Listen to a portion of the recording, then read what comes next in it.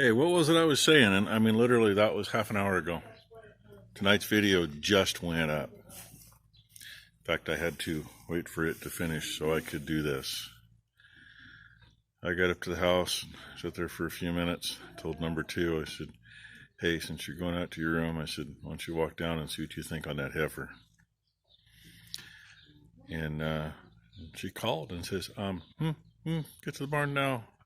Her ass was against the panel. She had to pull the panel out to get the calf. But there's a nice heifer calf.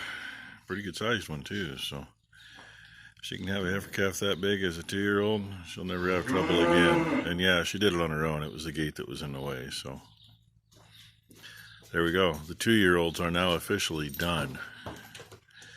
Now there's just 5 or 6 cows left to go, something like that, I think. So anyway, you'll see this tomorrow. Okay, I figured I'd come check and see how the little bugger's doing.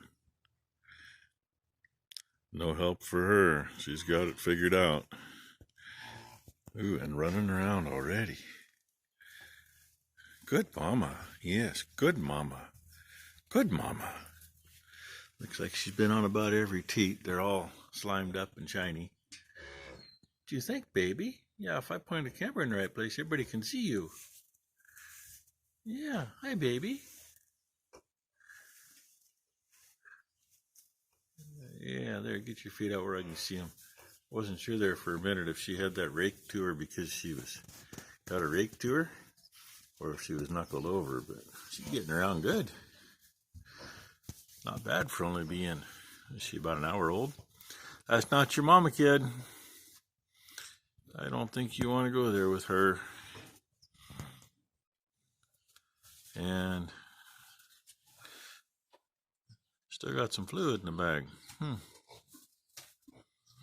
Better not be another one in there because it's been too long in my opinion. Besides that, that's a fair sized calf for her. She ain't that big of a girl. Yeah. One of them's huffing and puffing. I don't know which one's huffing and puffing. But hey, it's the 2-year-olds I worry about because sometimes, they don't know what they're doing.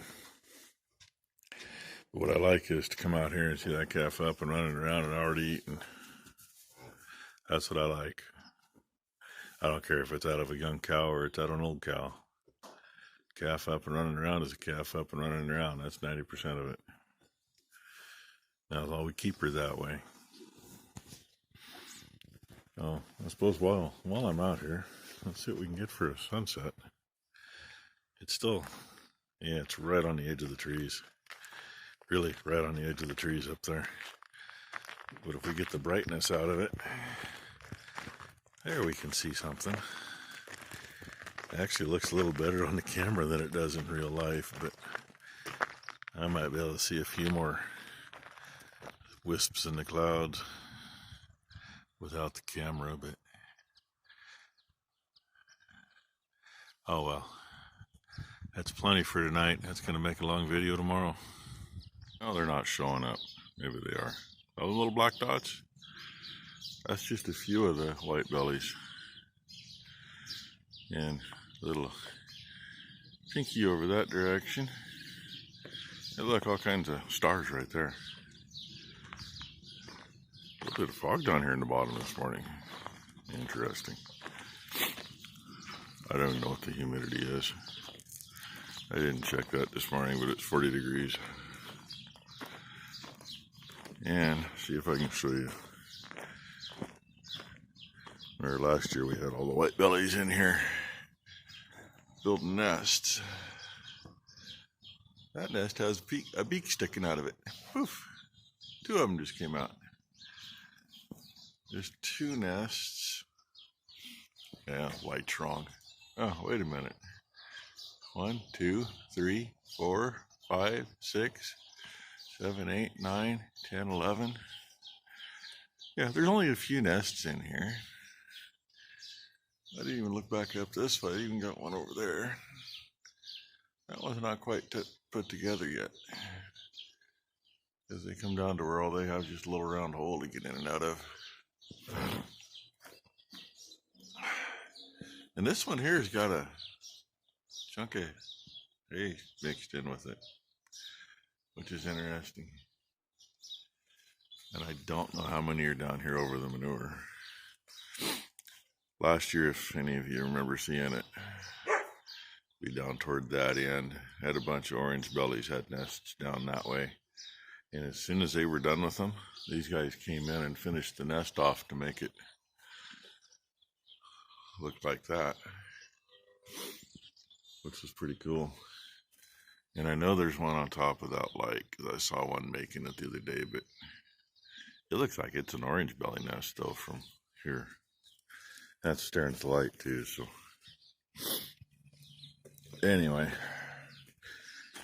it's Thursday morning, and 321A wants to say good morning. You want to say good morning? What do you think?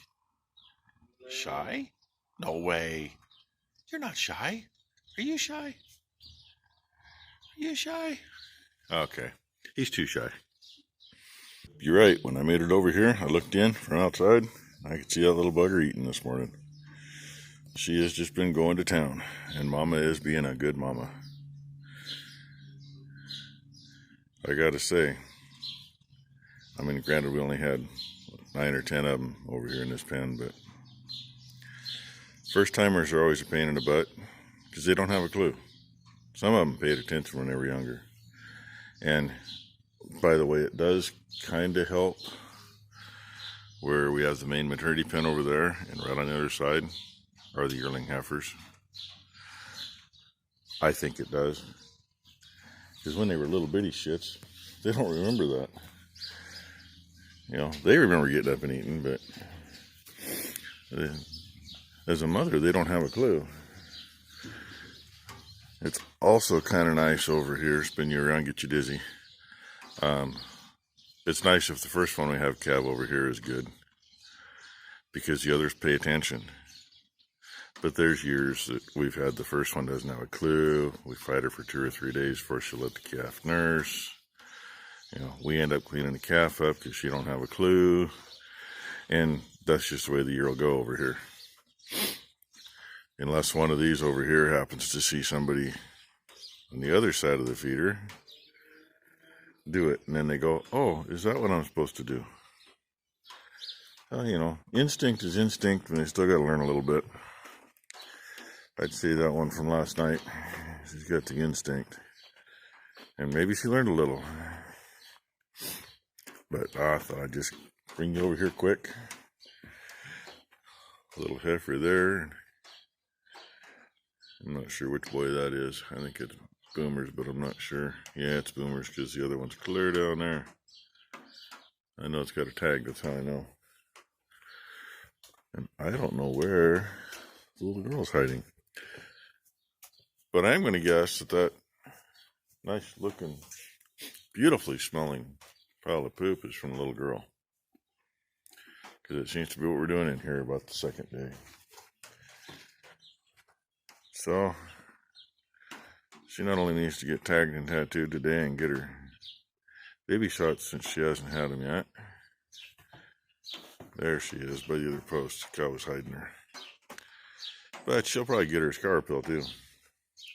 Nip that in the bud before it gets worse. And, you know, I'm not going to get to show you everything I was going to show you today, because this video is already way too long. What I did the other day, that is remnants of a brush pile. A couple of trees hit by lightning years ago and exploded, and at the time we didn't have anything to get it out of here, so it got shoved against the bank. And as against the bank means everything that's bare dirt. That's probably, from up here next to me down to the bottom is probably 50 feet. That's probably about almost a 50 by 50. So it's all shoved between 2 trees that doesn't grow anything, and amazingly some of that wood still looks pretty good, but a lot of it's just punky crap. And all honesty, the pile's been there for 40 years. And there's still those nice logs laying in the falls. Mom says there's 2 or 3 farther downstream that did break loose out of there in the high water, but those are still there, so it's cutting the bank out on this side. I got to get on the other side and clean a strip so we can put the line fence back in over there, where all the Oregon grape is growing. Yeah, I figure there's at least a 1/4 acre, if not a 1/2 acre in there that the government been paying rent to the neighbors on, and we never got a dime out of it.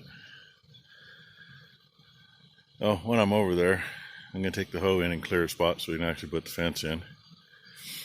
And see if I can reach in and either get that drug out of there or knock it loose so it'll get away from there.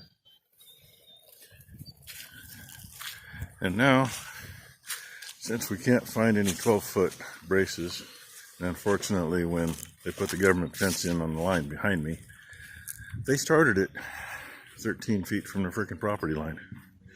Why they didn't go to the corner, I have no idea. So we're putting a corner post in the corner where it belongs, and I got to brace back to what they did. I'm not tearing it out. So that pretty much means I go find a piece of pipe and make one. Always fun. This is what's going on in the wild world of sports here.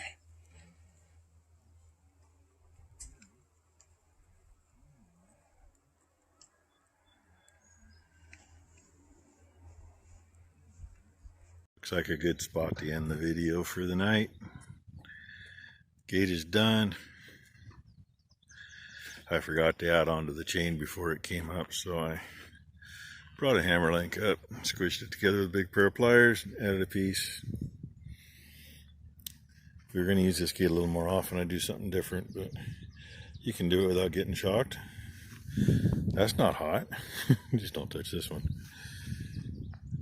And yeah, there's what we use, those little screw ends. They work good for, all it does, the wire goes down to that post through 2 of them and back here. Getting the juice from there since we had to get good juice for this. And then this one across the gate powers all the way back over to the back corner over there. You've seen what that looks like, sort of. Becky got a little bit of video. I'll try to remember to put it in ahead of this one. And we did the same thing here on each side though, except that heavy wire runs all the way through. I don't like trying to use a light wire jumping. Heavy wire runs through to here, and the gate handle happens to hit that wire, which is fine. When it's unhooked, it's cold. At least going down that way. And I stopped here because the other end of this is back together after it got tore up, and I needed to snug these adjusters up. And I snuck down in that hole and smoothed that up. Stole a little dirt from there to fill in a couple holes in that corner way down there where we just finished up. And working my way back around. And until that car started making noise, it's been pretty peaceful out here. Becky came up and took the tools back that I used for the gate. In fact, I'll show you that. My plan was, if we got everything just right, was just take a treated board and stick on the bottom of the gate on the other side for it to set on. But we ended up pretty flush. So, a couple scrap pieces there, leg screw it in. That runs out, I think just past the gate. Yeah, just past it. And I put it on an angle with past it, so you gotta lift the gate a little bit and it slides right on. Like I say, we're not going to be opening it all the time, so I ain't going to worry about it. And this hayfield has always been the poorest of the two big ones here. And it's actually looking pretty good this year.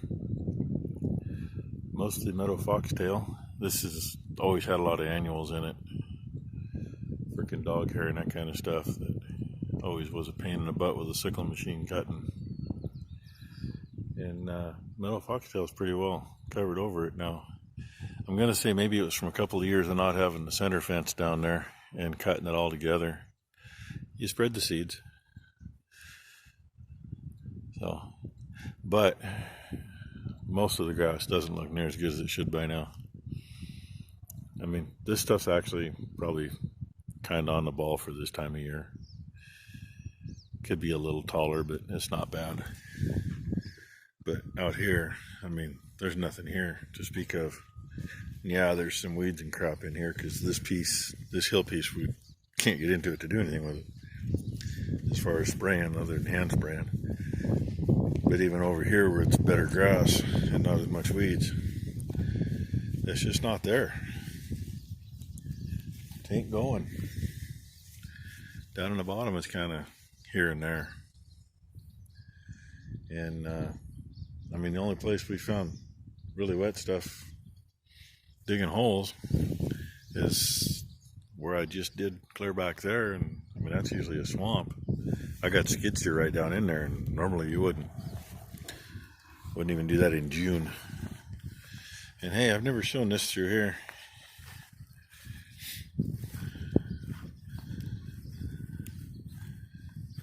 Old maple tree over there. Kind of hard to believe she's still there. It's getting kind of ugly.